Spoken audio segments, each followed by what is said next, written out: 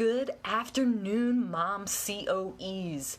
I know I normally come on in the morning. It was a crazy morning, and I had to walk my couple miles, go to cross-country practice that I help with coaching, and then get on some calls this morning. So I missed you, but I did not forget about you. And like I said in my title of this video, skip perfection and strive for being present. What I mean by that is sometimes things don't go according to plan. Sometimes things just happen and life gets in the way. And that's okay. It doesn't have to be a perfect day to be a great day. It does not have to be perfect to be a great day. The reason I said that twice is because sometimes, at least for me, I get so stuck in trying to get everything exactly the right way that I forget to just let things fall into place sometimes. Good afternoon, Terry. Thanks for joining in today. I appreciate it. But when we are focusing on the perfection, have you ever noticed that when you focus on being perfect and trying to get everything right, put all the ducks in the row, and just focus so much on that, like things actually start to fall apart? It's crazy how that works out sometimes. And then sometimes when you don't plan anything, it ends up being the best. Hi, Donna. Thanks for coming on. And hey, by the way, Donna, congratulations on the scuba diving thing. So cool. That is awesome. I just want to say, though, with this perfection thing, we have it in our heads that everything has to be right and everything has to be awesome. Hey, this is live, so I don't know that number, so we're just going to decline that. But when we are trying so much to be perfect at things, a lot of times it just doesn't work out that way because we're trying too hard.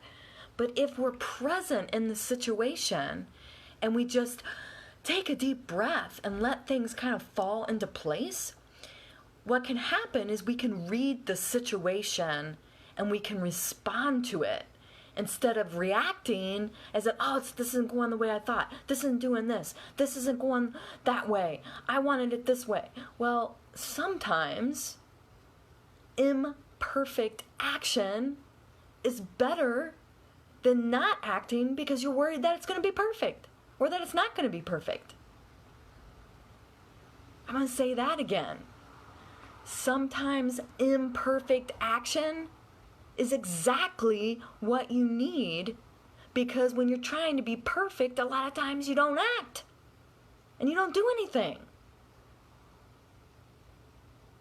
If you struggle with perfection syndrome, raise your hand, because I'm raising my hand because I like things to be a certain way a lot of the time.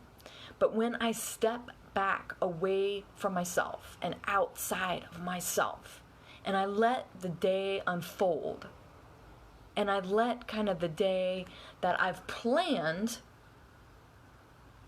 go into schedule. And I know I talk a lot about schedules, but sometimes the day just doesn't work that way. When I let the day and I buffer my day so that I have time to think and I have time to not rush around, that imperfection in that day is fine. It works out.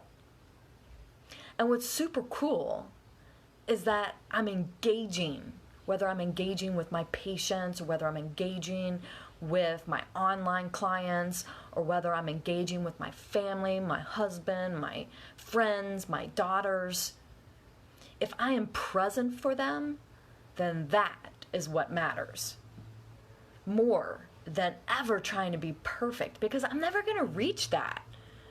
I have learned over the past couple years of trying to run my own business that I cannot be perfect and I cannot do it by myself.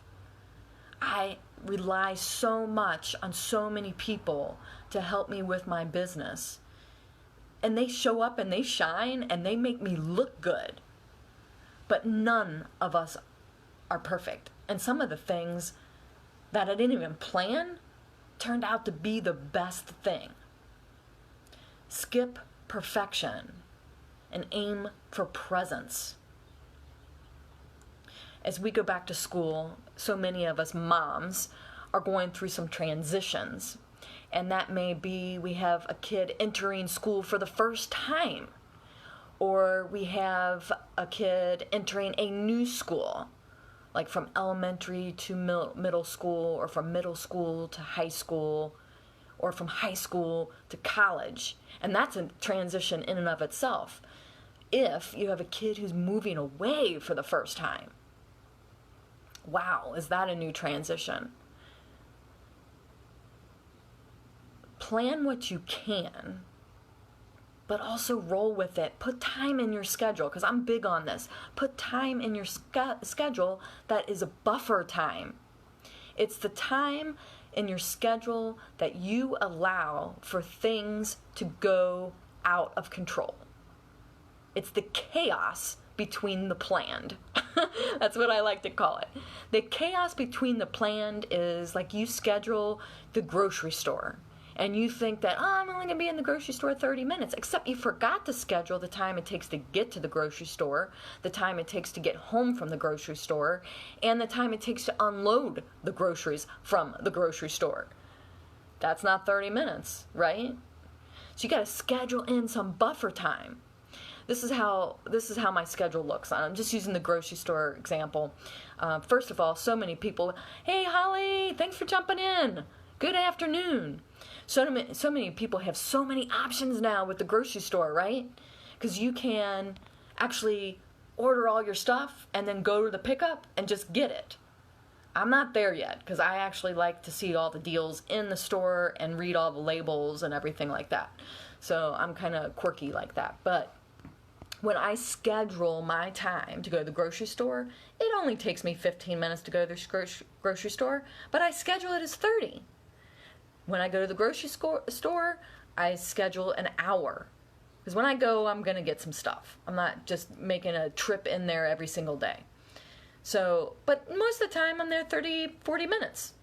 Like a buffer time. And when I schedule time to go back, it's a 15-minute drive back home, but I got to unload the groceries, so I allow 30 minutes. So I'm blocking out 2 hours to go to the grocery store, and you're thinking, what? Are you nuts?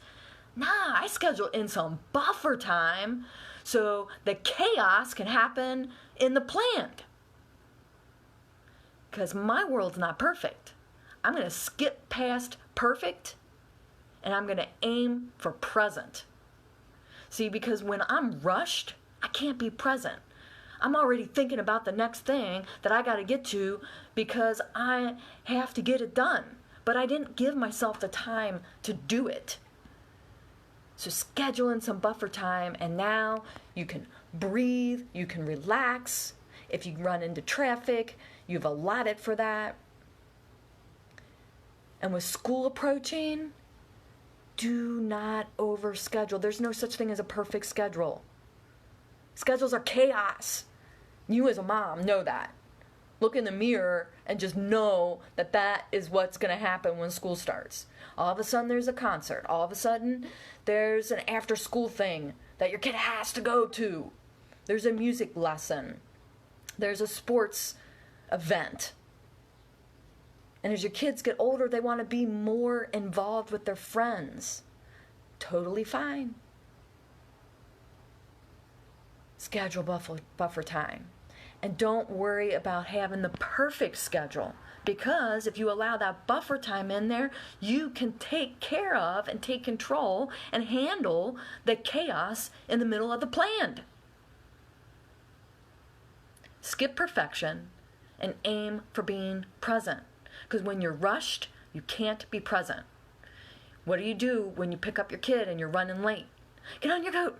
Get on your coat. Get your bag. Come on. We gotta go. Come on. Come on. Come on. We gotta go. Why are you going so slow? Come on. Get your bag. Get your bag. Are you present in that moment? No, because you're already in the next moment.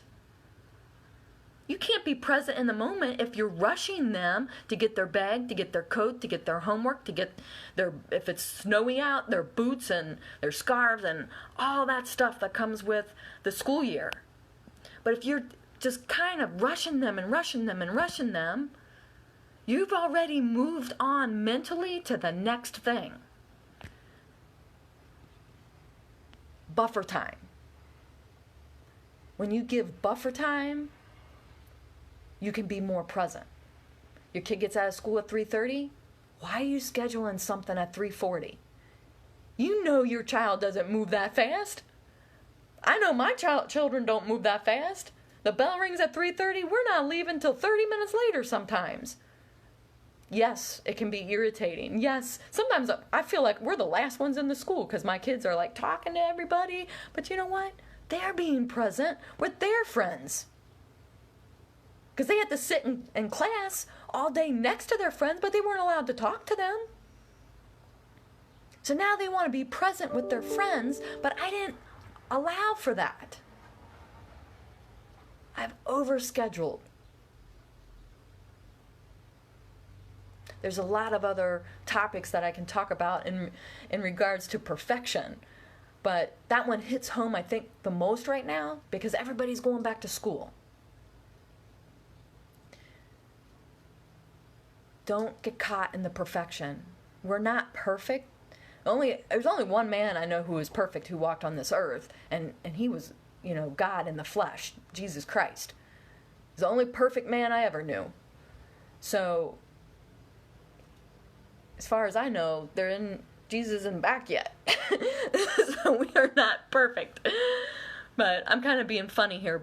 But seriously, give yourself permission to be present. People around you, the relationships that you have will be growing, they will be nurtured, and you will be way less frazzled. And that's the whole point of this, right? Maybe it's a little bit selfish, but I don't want to be frazzled. When I get frazzled, my kids call me the mean mom from Tangled with Rapunzel. That's not what I want to be. I don't want to be that at all. I don't want to be the mean mom. When I used to work 60 plus hours a day, and my schedule was such that I would get to work about 7:15, I'd leave about 5:45, we'd have dinner as a family, and then I would do paperwork from about 8 until 11. And when I did that for over a year, I became the mean mom because I was trying to be perfect.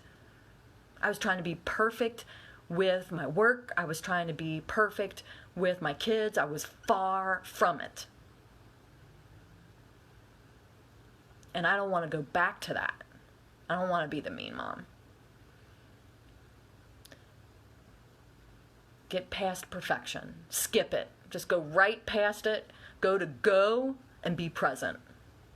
Love you, ladies. Take care.